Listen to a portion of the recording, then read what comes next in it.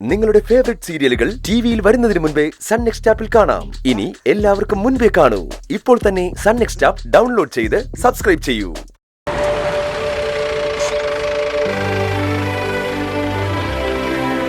വരുന്നില്ലേ? വരണോ? വെറുതെ അവരുടെ വായിലിരിക്കുന്ന ഞാൻ കേൾക്കണ്ടേ? സിദ്ധു ആരെയെ പേടിക്കുന്നത്? ഇതെന്റെ വീടാ. സിദ്ധുവിനോട് വരാൻ ആരുടെ അനുവാദം വേണ്ടല്ലോ. വന്നാലൊരു ചായ കുടിക്കാം, അച്ഛനെ കാണാൻ ചെയ്യാം. ശരി.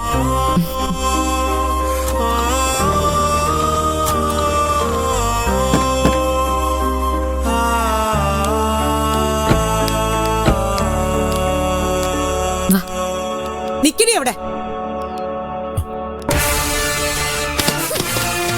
എങ്ങോട്ടാ? അകത്തേക്ക്. സിദ്ധുവിന് അച്ഛനൊന്ന് കാണണമെന്ന് പറഞ്ഞു. വരുമ്പോഴും പോകുമ്പോഴും കാണാൻ അച്ഛനെന്താ ആനയോ മറ്റോ ആണോ? എന്താ അമ്മയുടെ പ്രശ്നം? ജോലിയെന്നും പറഞ്ഞ് ഇതുവരെ നീ എവിടെ വേണമെങ്കിലും കറങ്ങി നടന്നോ? ഈ വീട്ടില് നിന്റെ അഭ്യാസം ഒന്നും ഇറക്കാണ്ടിരുന്നാ മതി. ഞാൻ എന്താ അഭ്യാസം ഇറക്കിയത്? എടി, കെട്ടുപ്രായം എത്തിയിരിക്കുന്ന ഒരു പെൺകുട്ടിയുണ്ട് ഈ വീട്ടില്. അവള് വഴിതെറ്റി പോവരുതെന്ന് നല്ല നിർബന്ധമുണ്ട് എനിക്ക്. നിന്നെ കണ്ടുപിടിച്ചാലേ അവളുടെ ജീവിതം നശിച്ചു പോകുന്നത്. മരിച്ച ഭർത്താവ് അണിയിച്ച താലി ഇട്ടുകൊണ്ടാ ഞാൻ നടക്കുന്നത്. അതമ്മയ്ക്കറിയാലോ. ആ എന്നെക്കുറിച്ചാണ് അമ്മ ഈ അപവാദമൊക്കെ പറയുന്നത്. എന്റെ മനസാക്ഷിക്ക് നിരക്കാത്തതൊന്നും ഞാനിതുവരെ ചെയ്തിട്ടില്ല, ഇനി ചെയ്യൂല്ല. എന്നെ കണ്ട് ഒരാളും വഴിതെറ്റില്ല. നിന്റെ പ്രഭാഷണമൊന്നും എനിക്ക് കേൾക്കണ്ട. ഇത് നിന്റെ വീടായിരിക്കും എന്ന് വെച്ച് നിന്റെ അഴിഞ്ഞാട്ടം സഹിക്കേണ്ട ബാധ്യതയൊന്നും എനിക്കില്ല. അഴിഞ്ഞാട്ടം അല്ലമ്മ? എന്താ സംശയം? അത് തന്നെയാ. അപ്പൊ ശരത് ഈ വീട്ടിൽ താമസിക്കുന്നതിന് എന്താ പറയാ? ഉത്തരം മുട്ടുമ്പോ ഇത് നിന്റെ സ്ഥിരം പതിവാ. ശരത്തിനെ കുറിച്ച് ചോദിക്കും. അങ്ങനെ ഇപ്പോ ആ ചോദ്യം ചോദിച്ച് നീ കേമിയാവണ്ട. ഇവന് വീട്ടിൽ കയറ്റാൻ ഞാൻ സമ്മതിക്കില്ല. അച്ഛനെ കാണാൻ അമ്മയുടെ അനുവാദം എനിക്ക് വേണ്ടെങ്കിലോ? ഞാൻ ഇവിടെ കിടന്ന് ഒച്ച വെച്ചാലേ ആൾക്കാർ കൂടും. നാണക്കേട് എനിക്കല്ല, നിനക്ക് തന്നെയാ. ദേവികേ, ഞാനിപ്പോ പോവാം. അച്ഛനെ പിന്നെ വന്ന് കണ്ടോളാം.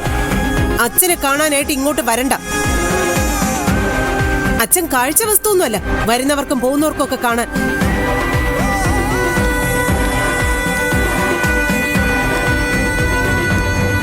നിന്ന് സമയം കളയണ്ട, പോവാൻ നോക്ക്. വക്കീലെന്താ വന്ന കാലത്ത് തന്നെ നിൽക്കുന്നേ? അകത്തേക്ക് കയറുന്നില്ലേ? ഇല്ല, ഞാൻ ഇവനെ അകത്തേക്ക് കയറ്റുന്നില്ല. അതെന്താ? ഇവൻ ആരായിട്ടാ എപ്പോഴെപ്പോഴും ഇങ്ങോട്ട് വരുന്നേ? ഈ പറയുന്നത് ശരിയല്ല. ഞാൻ പക്ഷം പിടിക്കാന്ന് വിചാരിക്കരുത്. ശരത്തിന് ഇവിടെ താമസിക്കാമെങ്കിൽ സിദ്ധുവിനും ആവാം. ശരത്തിന് വേറെ ഭാര്യയില്ല. തർക്കം വേണ്ട പാർവതി. അകത്തേക്ക് വിളിച്ചിരുത്ത്. അതിഥികളോട് മോശമായി പെരുമാറാൻ പാടില്ല. പ്രഭാവതി ആവശ്യമില്ലാത്ത കാര്യത്തിൽ ഇടപെടണ്ട. ഞാൻ ഇടപെടും. എനിക്കതിനുള്ള അവകാശമുണ്ട്. പാർവതി ഒരു കാര്യം മനസ്സിലാക്കണം.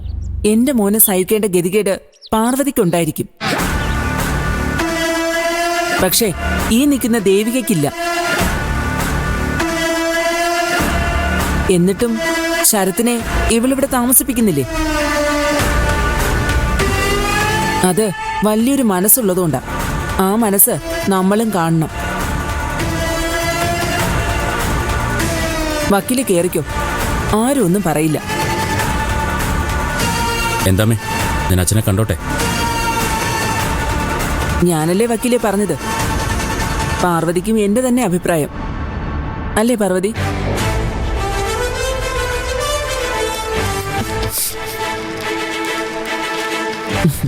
ഇഷ്ടപ്പെട്ടിട്ടില്ല കേട്ടോ മോളെ. നിന്റെ ഇഷ്ടം സമ്പാദിക്കാൻ വേണ്ടിയൊന്നുമല്ല ഞാൻ ഇങ്ങനെ പെരുമാറിയത്. പാർവതി ചെയ്യുന്നത് ശരിയല്ലാന്ന് എനിക്ക് തോന്നി. എനിക്കാരുടെ സഹായമൊന്നും വേണ്ട സിദ്ധുവിനോട് കയറ്റാൻ. അതെനിക്കറിയാലോ. ഇത് മോളുടെ വീടല്ലേ. എന്നിട്ടും എന്തുകൊണ്ടാ മോളത് ബലമായി ചെയ്യാതിരുന്നതെന്നാ എനിക്ക് മനസ്സിലാവാത്തത്. ഞാൻ നിലവിട്ട് എന്തെങ്കിലും പറഞ്ഞു പോയിട്ടുണ്ടെങ്കിൽ ക്ഷമിക്കണം മോളെ. എന്താന്നറിയില്ല, ഈ ഇടയായിട്ട് ചിലപ്പോഴൊക്കെ ന്യായം മാത്രമേ എന്റെ നാവീന്ന് വരൂ. എനിക്കറിയാലോ, ഇവർക്ക് ഇങ്ങനെ ഒരു മുഖമുണ്ടോ?